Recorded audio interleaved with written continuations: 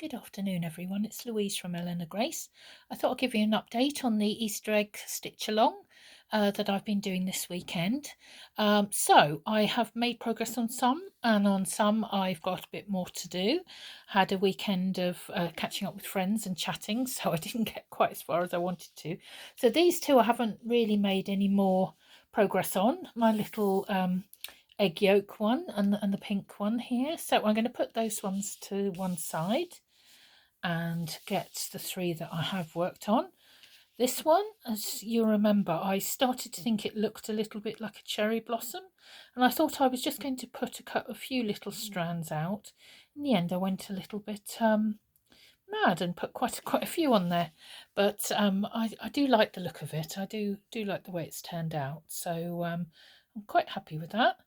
And what I've done is just added in a bit of ribbon here to hang it, and I've gone around the edge with a blanket stitch all round, and so that one I'm feeling is ready, so I'm going to put that one aside now because I feel that's done.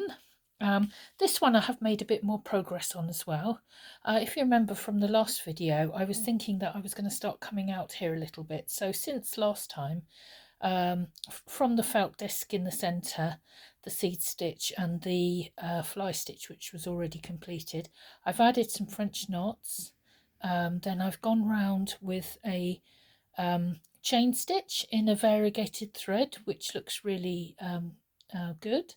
And then I've gone around that again with a herringbone stitch, and I'm planning to perhaps come out just a little bit more, and then I may stop, or I might add something top and bottom there as well.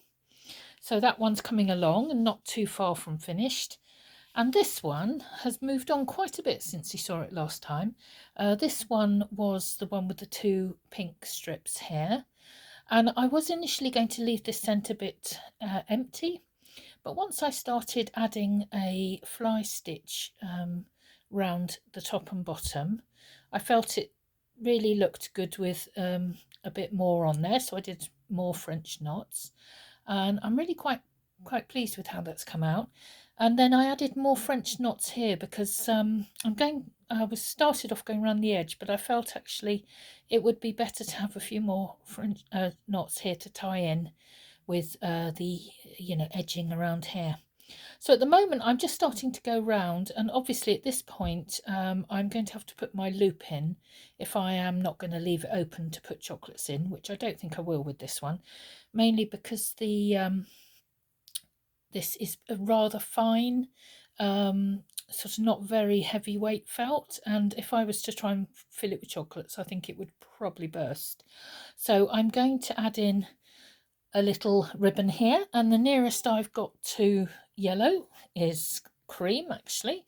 So I've got a 3mm ribbon, which seems about right with the size of the egg, which is about the palm of my hand if you're trying to get an idea of size. I do have rather large hands, but yeah, it's about the palm of a hand.